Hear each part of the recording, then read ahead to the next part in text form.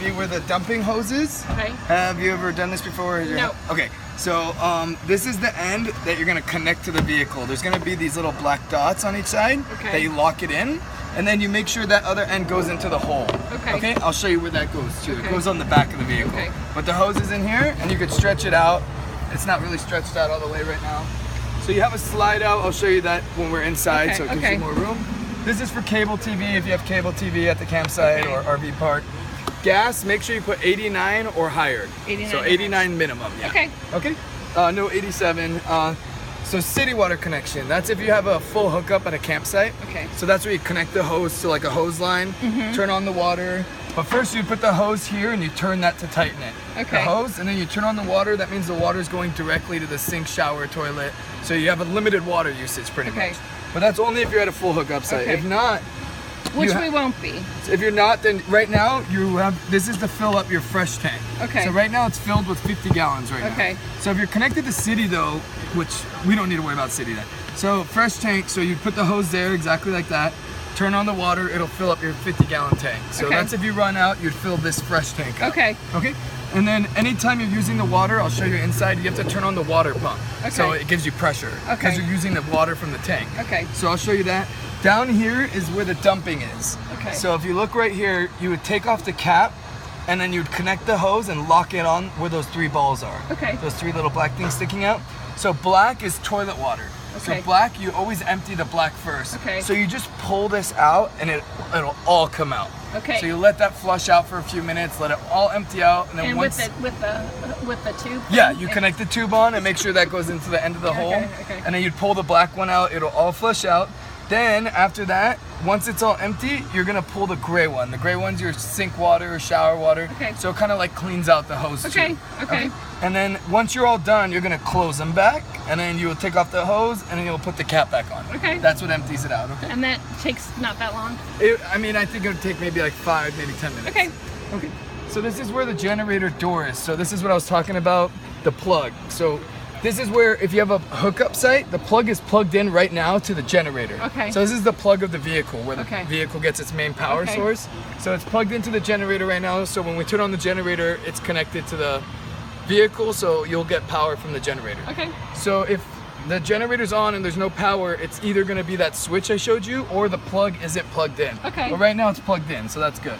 And if you do need to plug in somewhere at a house, you can plug this in. It's an adapter, okay? And then we just close the door there. Let's close that door. Oh, there we go. All right.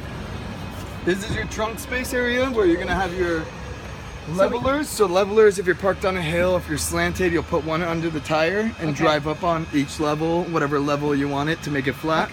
You have a broom, you just need to sweep out the vehicle. You don't need to mop or anything. Just clean everything that you use inside the vehicle. Outside can be as dirty as it wants. I have a broom ready to bring, so I don't have to bring it. Oh, you have a broom here. And then here's a little dustpan, a little broom, and then you have a cable for cable TV. And then you have a little picnic table right here. And also you can put storage under here. If you need to put any dry storage or anything, there's little spots. And then your water hose is right there. To fill up the water for the vehicle. Fabulous. All right, and then you have a spare tire, but there's no tools. So if you get a flat tire, call us. Because we don't want you to do it on your vacation, you know. And then you have a mat if you want to leave that at the front door to wipe your feet on. So this is the same. See, I have all this stuff packed. Oh, you do? Yeah, I was gonna load it up. That's good though. This is the same door. It's just a bigger door. There's a clip right here if you ever want to leave it open. You just leave it up like that. You have more storage here too. Great. More storage here too. Awesome. Alrighty. Fabulous. So we'll close that. It's and then anytime the generator's on, you can use the plugs on the outside. So there's plugs outside, so if you want to cook coffee, toast, anything, put the table out, you can do that if the generator's on. This is the fridge cover. If it leaks water, it's okay. It's just condensation. And then right here, this is also an area for TV. It's supposed to be for a TV, but you have a cable connection here too. Awesome. And then you have more plugs here in case you need more power. The generator. So how much gas does the generator use? It doesn't use that much. But they just want to make sure you have more than a quarter tank. Yeah, it shouldn't use too much. I mean, like. So I think when we get there, we'll fill up again and just have it. I mean, you're going for Santa Barbara. Yeah. So I mean. How many miles is this whole full tank? It gets 7 to 10 miles per gallon. Okay, so and how many gallons is the tank? 50 gallons. Oh, okay. Or 50, yeah, 50 gallons. Not Okay, 55. so we'll probably have to fill You up. might need to fill up just once when you return. That's Okay, it. I okay. think you'll be okay. Okay. Yeah, because it's 70 miles. Yeah, and up this there. thing should be this is 50 gallons, so 50 times, let's just say 5, that's 250 miles. All right, But I you think- get more than that. Let's just Yeah, say 250 miles, so you'll be good. This is for the furnace, furnace. So when you have the furnace on, this is right here. If you're cold at night, this is the water heater, but you turn all that stuff inside. This is just for mechanical stuff. Okay. Propane tank is right here. So your propane tank right now is running your refrigerator, it runs your water heater, it runs your stove, and it runs your furnace. Okay. So propane right now is completely full. So make sure when you return it full. All you need to do is go to any gas station that can fill it up. You just ask them and they'll refill it right here. You don't need to exchange the tank. Okay. Okay, it's a 16-gallon tank. It should last 7 to 12 days. So, Great.